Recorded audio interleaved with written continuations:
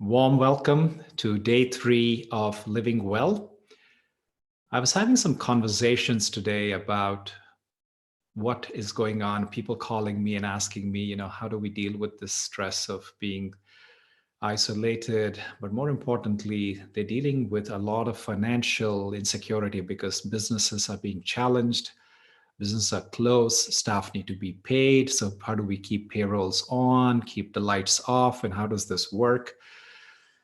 And that's a real challenge. There's no question that that's something that we have to deal with in the most compassionate way. The thing that I would ask for you to do is that what is the most loving response to have?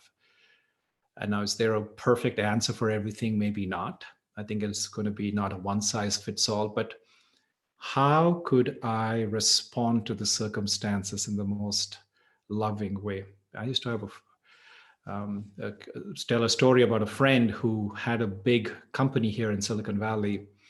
And when the dot-com bust happened in 2000, many of you remember, from something which is a fledgling business, that the company was suddenly challenged. And so he was a person that really took everything from a place of love. And he said, what would I do if this was my family? Yes, there's some hard decisions that need to be made, but how could I do it in a way that I treat these people not as disposable resources that I hire and fire, but as something that I treat literally as I'd like to be treated if I was in a company, if I was an employee in this organization versus being the one who's making decisions. So I ask that you please put yourself, if you find yourself in that kind of a quandary where you are responsible for making decisions that could affect people's lives and society in general, what is the most loving place that you could come from? And then the other question that people are asking me is that they're finding themselves stuck at home with children. What do you do? And my response to that has been, now for here in America and a lot of the European countries all in the West, we are having the spring season right now, aren't we? So what happens when spring comes in? We do something called spring cleaning. So what if we involve our children in making this a activity we do as a family? So spring cleaning as a family. So yes, the maids are not able to come, helpers are not able to come if you had one, and family is available. So what if we sat with our children and taught them this precious gift of taking responsibility for keeping the house clean? And what happens in spring? We get rid of things that we don't need. So think of what is it that you haven't used. And my philosophy is that if I haven't used something for 6 months, I get rid of it.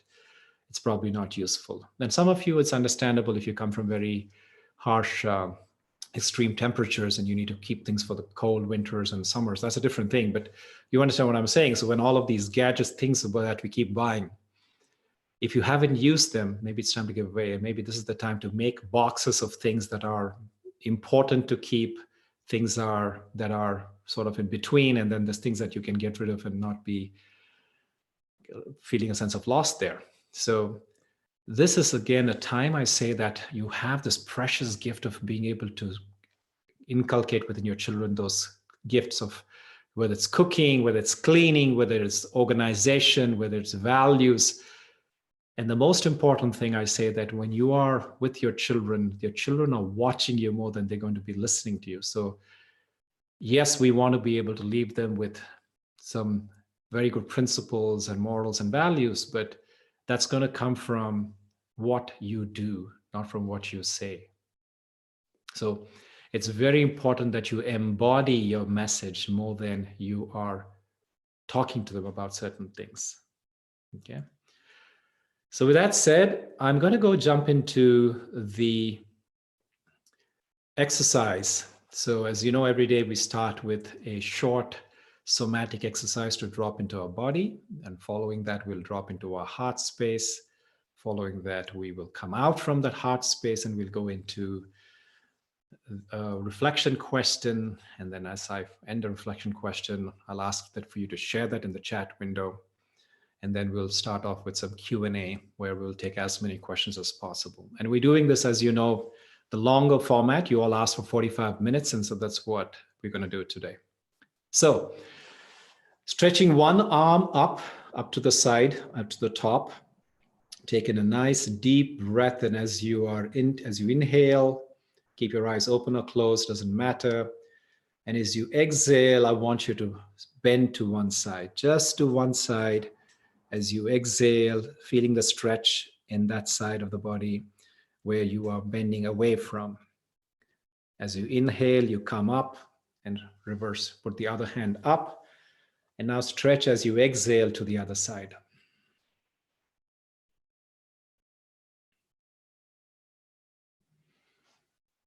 Breathing in as you're coming up, raising your other arm. As you're breathing out, bend to the opposite side. Imagine you're sitting between two glass panes, and the only movement you can have is sideways. No front and back, just sideways. As you're breathing out, take a nice, good stretch, feeling the extension all the way down to your hip. And then one last time, sideways, one way, and then let's go the opposite side.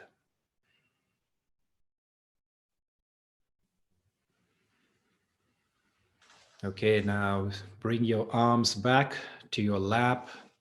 Put one palm on top of the other if you'd like to, or if you want to put them flat, however you feel comfortable. Find a mudra that you like best. Now with your eyes open or closed, let's dive into a meditation.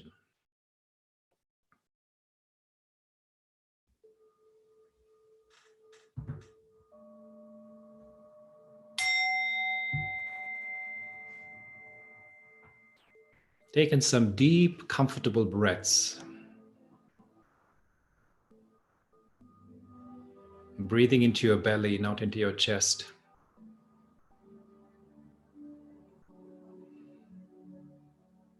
Allowing the abdomen to rise and fall. Just like when you see a baby sleeping very peacefully, you'll notice the rise and the fall of the abdomen, not the chest.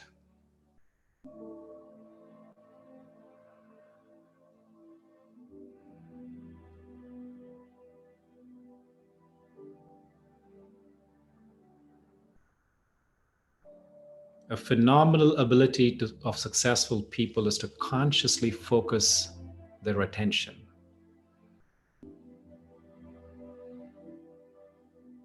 One who can self-consciously focus attention has the power to rewire their brain.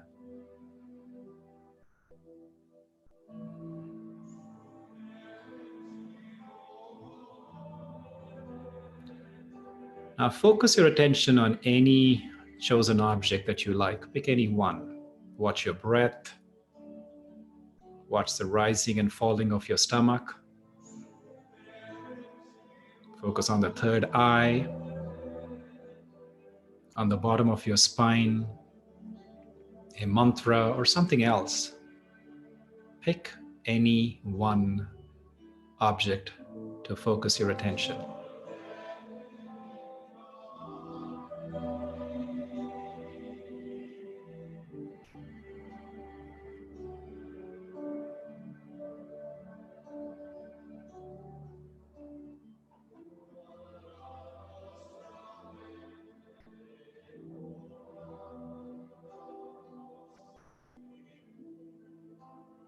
Focusing your attention is an easy way to quiet the mind.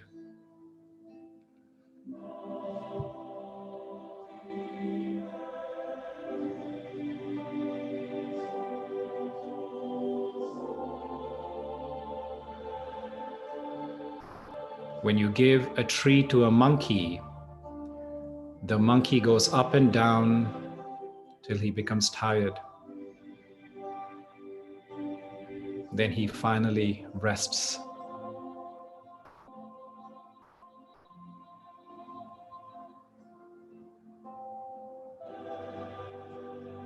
And in that resting, insight finally awakens.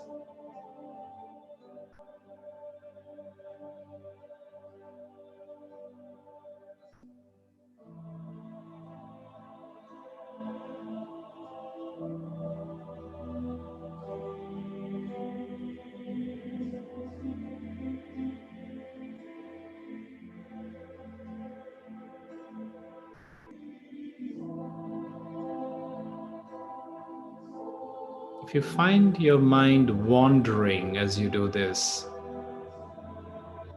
that's okay. Each time it wanders away, gently bring it back to the object of your attention.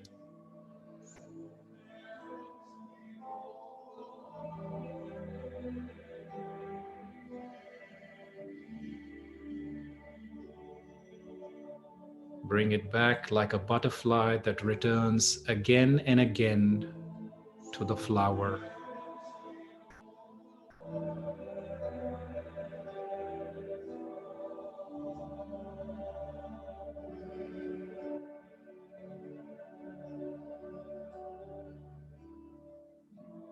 In the freshness of the present moment, the past is gone. The future is not yet born.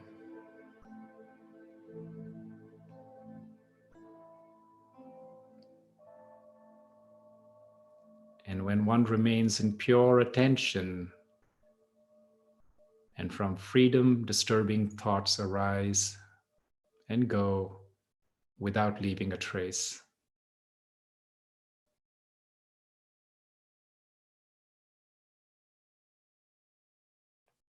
As you pay attention, the thoughts arise and leave without leaving a trace.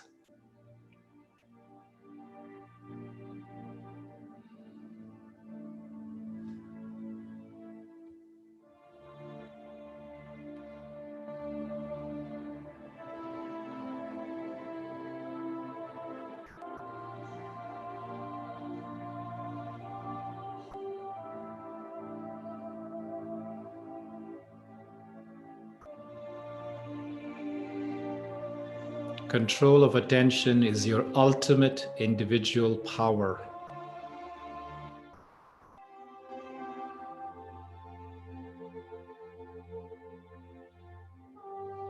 If you can do that, you are not prisoners of the constant external stimuli.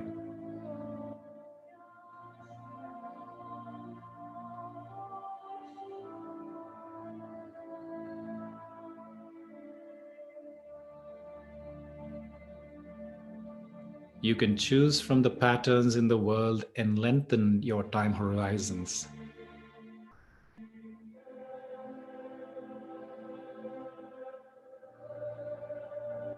This individual power leads to others like self-control and resisting impulses.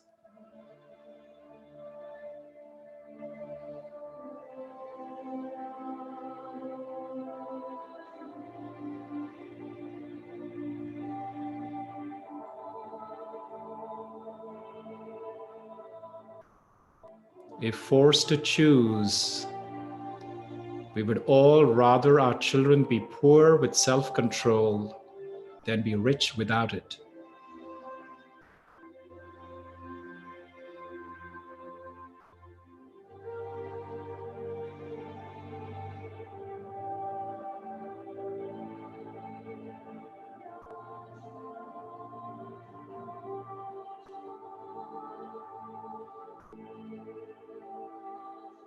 Notice if your mind is wandering. If it is, gently bring it back to the object of concentration.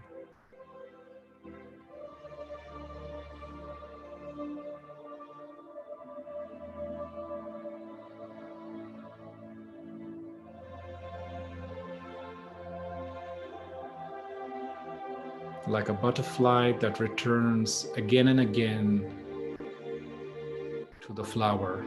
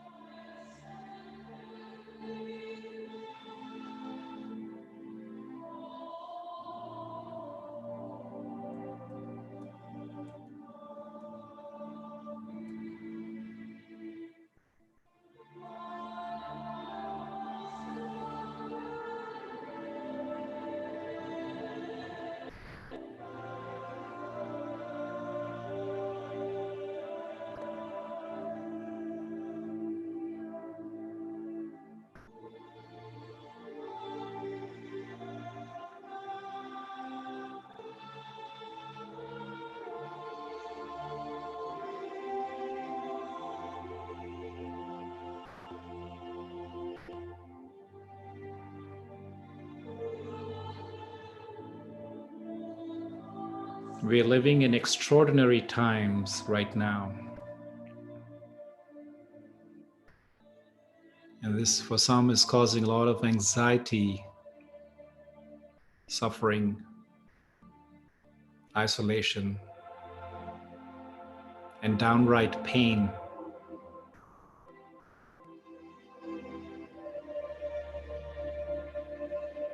Somebody asked me, what causes me pain and suffering? And I said, it is my expectations. So ask yourself this question: what expectations of normal am I letting go of today?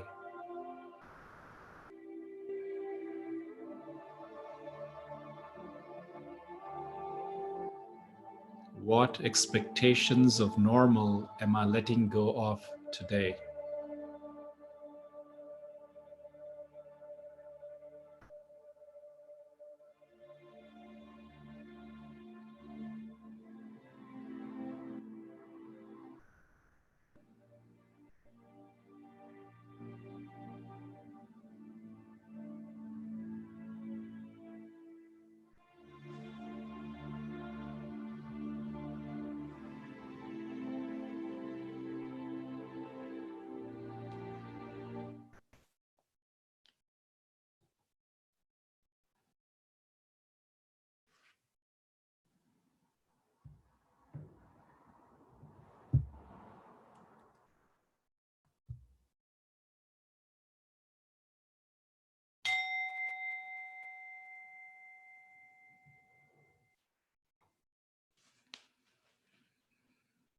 At your own pace,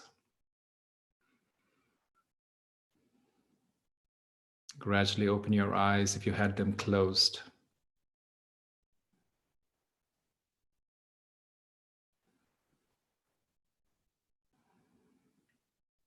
And in the chat window, I'd like for you to share the answer to the question: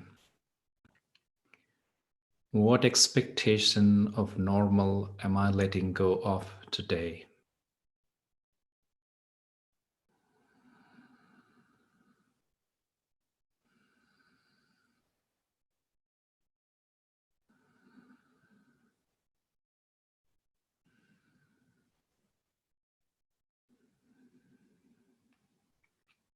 I'm seeing responses coming in, moving about freely.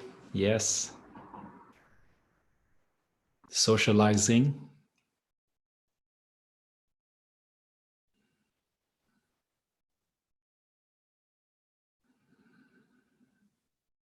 I like this one. I let. So the fact that I am letting go, that's wonderful. That's very deep. Going out at will. Yes, Melissa. Yeah. Worrying about the future. Yes. The past. Letting go of the past. Yes.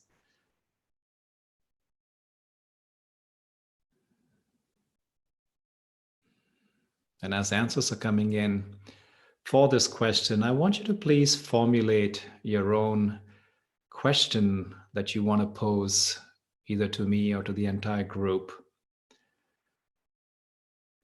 And Luz Elena is saying, growing at the rhythm of a system that doesn't serve anymore. Fantastic. I'm letting go of my story. Yes, ask yourself. This is a big, very good inquiry. What stories am I playing in my head? Many times we don't even observe it. We're so in the illusion of that story that we've been playing, and because we've been playing it for so long that we don't even know of a headspace that is clear of any self-inflicted or self-projection that's happening inside. So that's a big one, letting go of the story that I'm playing inside my head. Yes.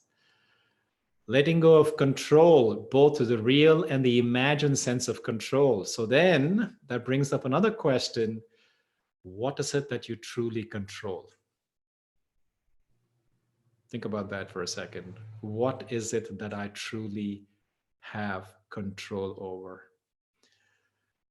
Another response that has come up from Ranjani in India is that I am letting go of of being stressed. So I'm more relaxed and I have more time to myself. Fantastic. Yes, very good. So now let's move into the Q&A section. And I want you to please, there's a little window that you can see at the bottom that says Q&A. And I want you to pose any questions that has come up either from today's meditation, the discussion I had started with, which is around spring cleaning, or about how do you spend time with your children? How do you truly inspire them to have the value systems, the gift, the legacy that you want to leave with them? Because this is that invaluable time. We all realize this is not like just a summer break when they're off running to camp or off to the beach or going on vacation soon, but we're all here, we're home, we're stuck, which is good because this is the precious gift of time for you to impart to your children, could be others in the family as well, through your own example. That's the important thing, folks. Lead with example, because remember, neuroscience says 80% of what children, especially children, all people, but more often, more so children, they learn from what they see, not what they do. So I'm getting more responses here, letting go of controlled thoughts, controlled thoughts, feelings of choices. Yes, we are living in that time. One of the big causes of stress in the West is if you walk into any regular grocery store, any regular department store, anything out there, the plethora of choices is the cause of stress, because it gives us the mind so much to process and say what color, what size, what smell, what taste. And sometimes having simplicity of no choice. I'm not saying we're going to go into USSR pre-independence countries like India, but I'm not saying that, but just sometimes a simplicity. And there's something I want to share with you. I found this very amusing.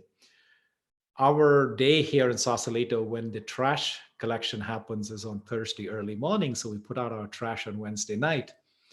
And I noticed this Wednesday night, I go for a walk in the evening, and I noticed that most people had not put out their trash. And I was like, okay, even I didn't put my trash out on the street for the garbage collectors to pick up. And the reason is that I am consuming less, I'm shopping less, I'm ordering less, and therefore I am trashing less. Isn't that a gift? Mother Nature must be going, hooray! These guys are finally doing what I want them to do. But what an interesting consequence of not having choice, to your point.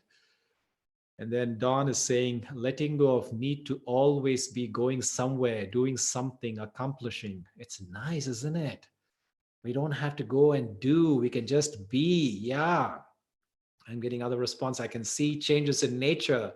Birds are also enjoying it. Yes, birds and all creatures, I bet you, they're like here in front of the house, we have sea lions, and you can see them because just the pollution level and the boats and all of the noise of traffic that's come down tremendously. Absolutely, yes.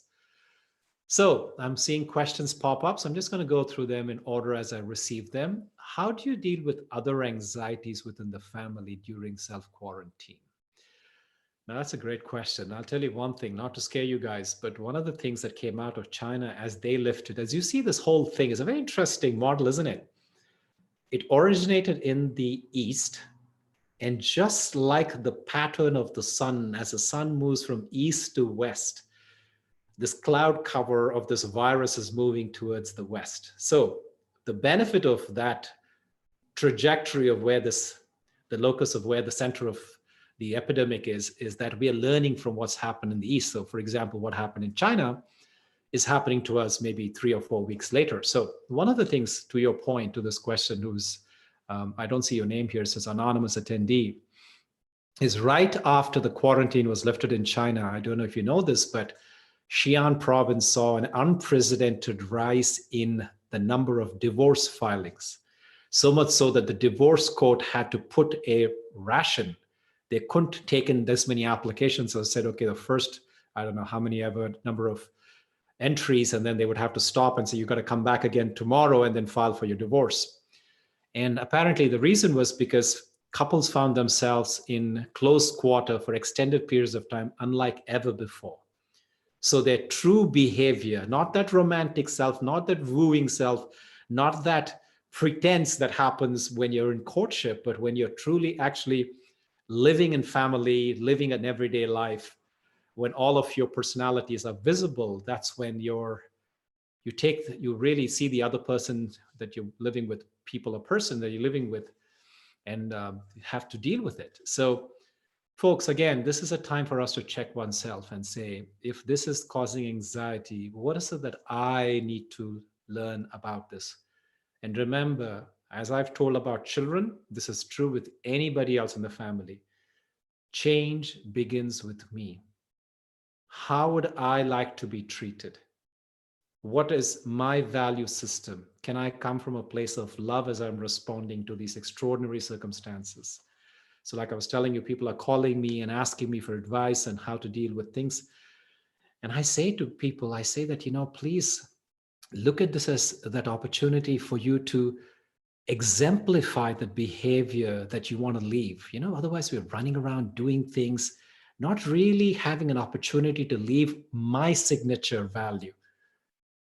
So pick any one thing and say, what is my signature value? Whether it's peace, whether it's patience, whether it is love, whether it is courage to speak up what is true to within my heart, whatever it is. Pick one thing and say, this is how I'm going to come or show up in my family today. Okay. So yes, it is going to be something that's challenging, but this is something that is an opportunity for me to exercise my values. Otherwise, you know what? We've been running, we've been escaping, we find distractions, we find things to go away into and hide ourselves, not having to deal with our personality and also the personality of those in front of us. Sometimes this may be an opportunity to sit down and have conversations, honest conversations.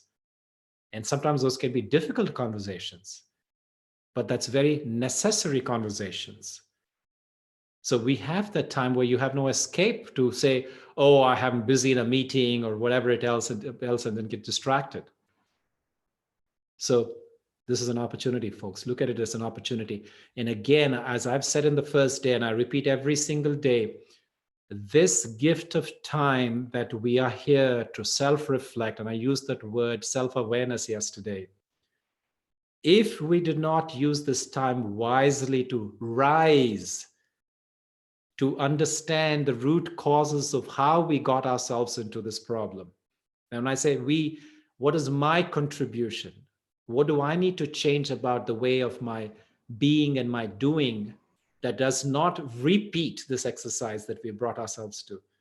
That Mother Nature does not have to shut us down, lock us in, quarantine us. So this goes with self, this goes with family, this goes with also my connection with environment. And just like I was talking about the trash. Okay.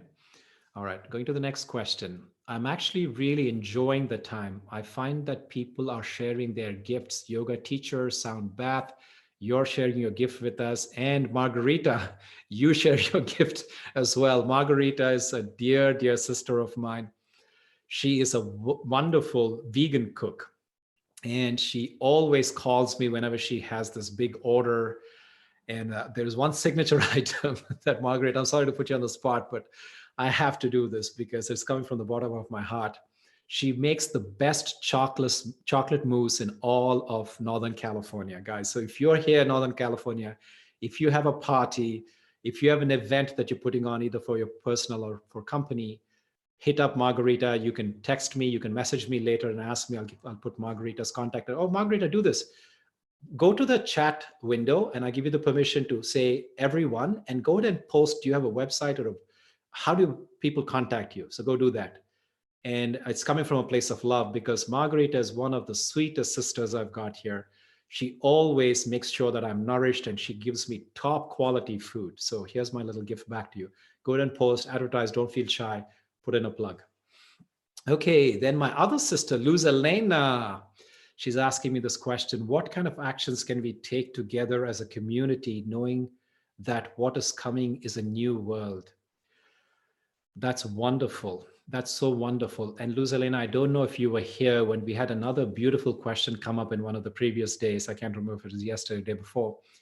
the question came up is, what do you do with the people who are less fortunate than ourselves? So your question ties with that question. And my response to that question was, think of us as an organism. Think of us as an organism like our human body. What happens in the human body when something fails, something is weak, something is falling apart?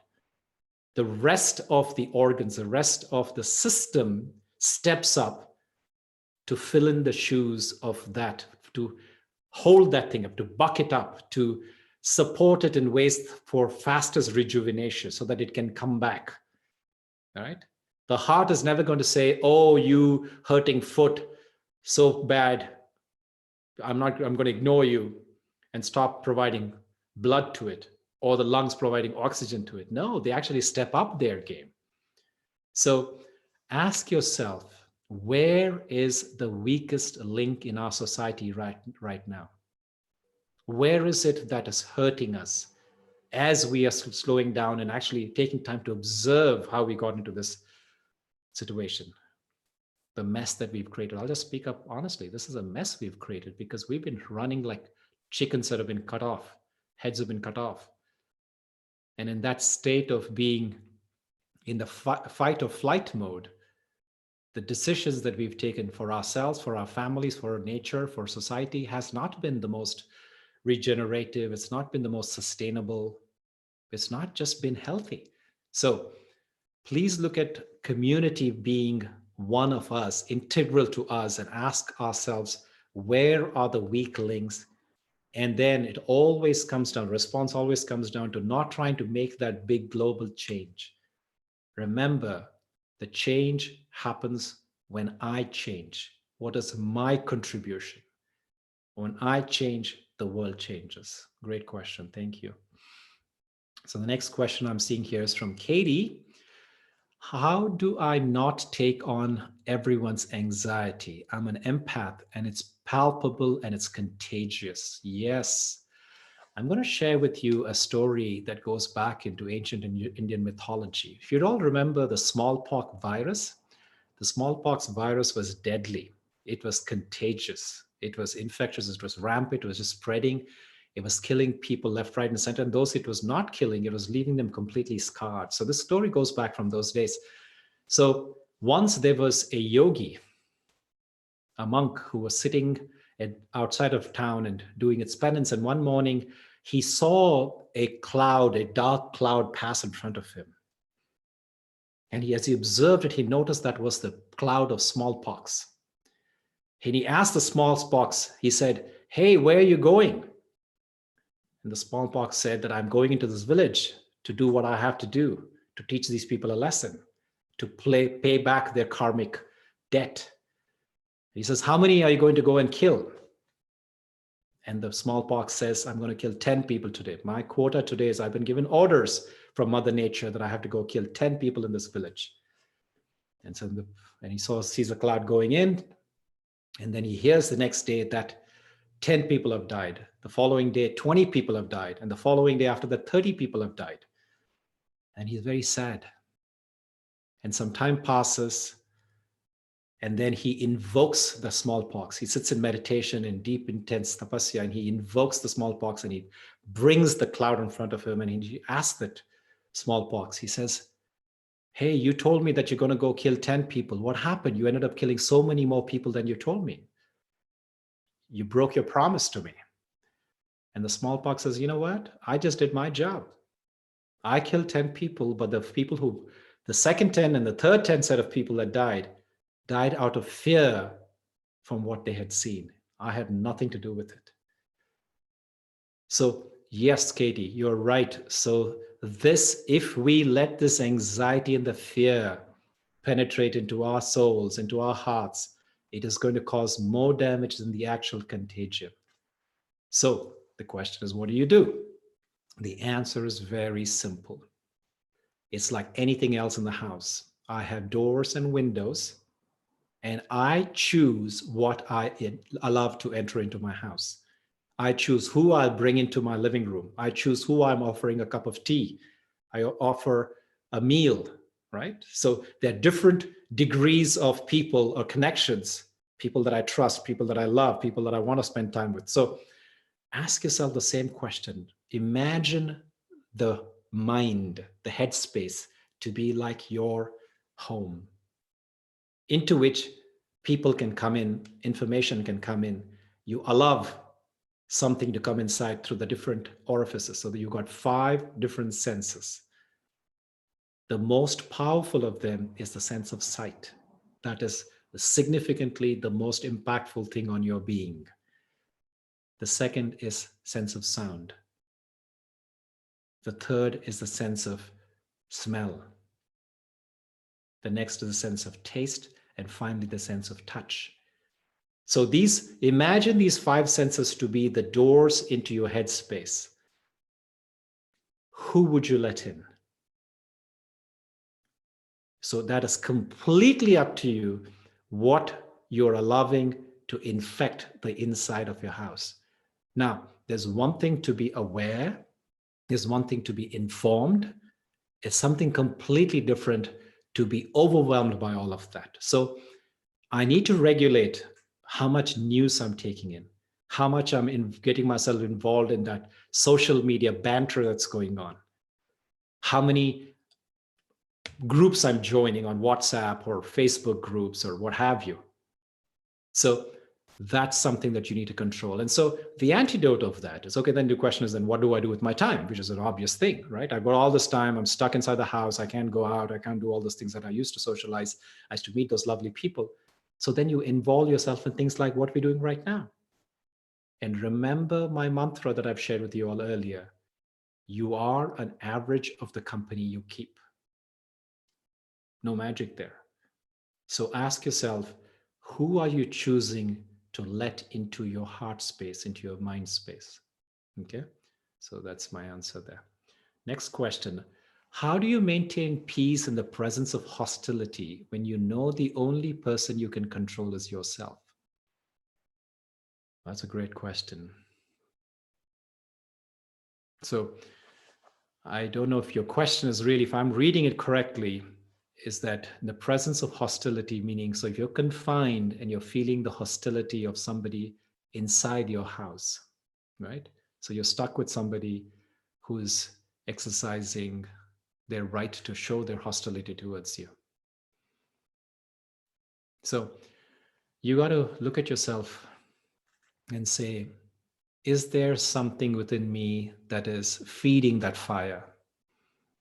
So first thing is that, can I stop feeding that fire that is making it more exaggerated? And the second thing is then, can I have a conversation with this person and really find out, if I'm not able to understand exactly what's feeding their fire, can I sit down and have a very honest, very loving conversation, open-hearted conversation, to truly understand each other and say, this, what I'm seeing in you is bothering me in such a way. What is it that I'm doing that is bothering you? Right? And then, can we agree that we're living in unusual circumstances? Can we agree on changing the way of doing that which is causing us hurt? Okay. So a lot of times just listening to the other person's needs is a big part of it. And then the third thing that I would say is, after you've had that conversation, maybe it's a very honest decision that you need to make. Is this something that you want to work on? Is this something that you want to be able to rebuild? Is this something that you think is serving you? Okay, now that can be a very difficult conversation to have with yourself before, let alone with somebody else. So I told you the 3 steps. So please try that and let me know tomorrow how it goes. The next question is, how to be honest and authentic, achieve dreams that we have set, love life fully.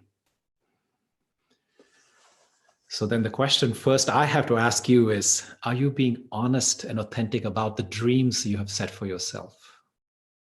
Right? So if you look at my life, and I tell you this with complete humility and honesty, I have created, and there's many people here that are joined from around the world who are my friends and my family. They've seen me since I was born even. And so they will probably be alibis to this story, that this is a life that I've built out of choice.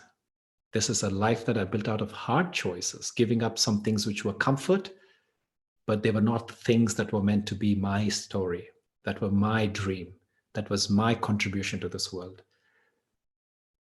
And that's a very difficult decision, to be able to let go of a comfort zone. I could have retired in this company, as I'm talking about my professional, my career, I'm doing what I do today and around the world.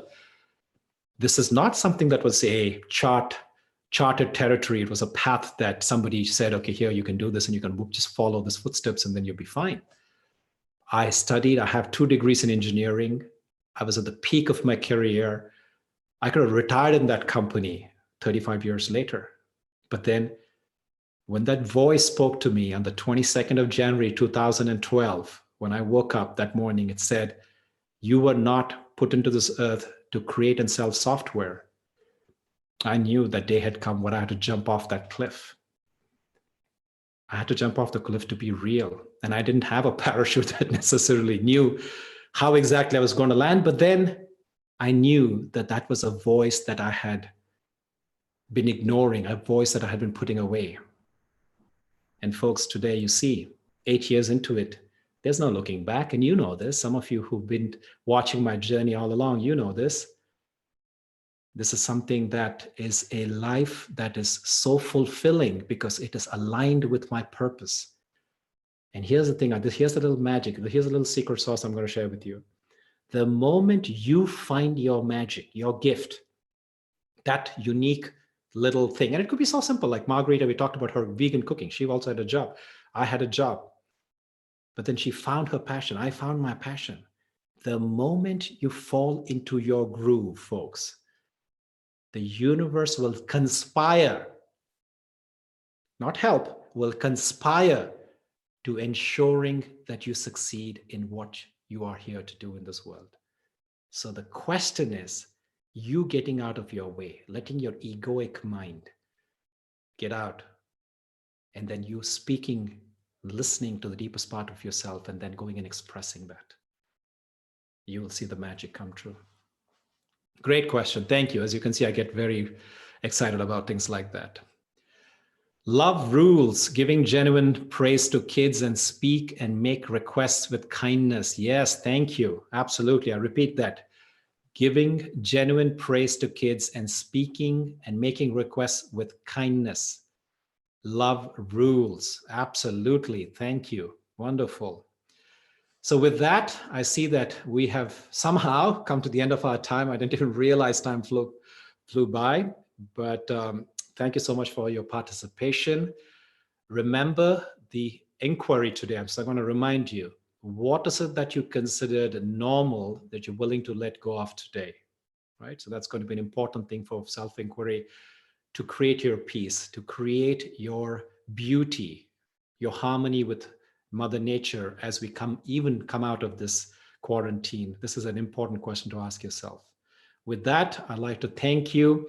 Leave me any comments, message me later. I would love to hear how the session was. So if you want to go ahead and say again, if you want to open it up and answer, respond to your final comment so that everybody can see it. So go ahead and say everyone and put your last comment. And that way I don't have to keep repeating it to everybody. With that, thank you so much. Same time tomorrow. Until then, be well.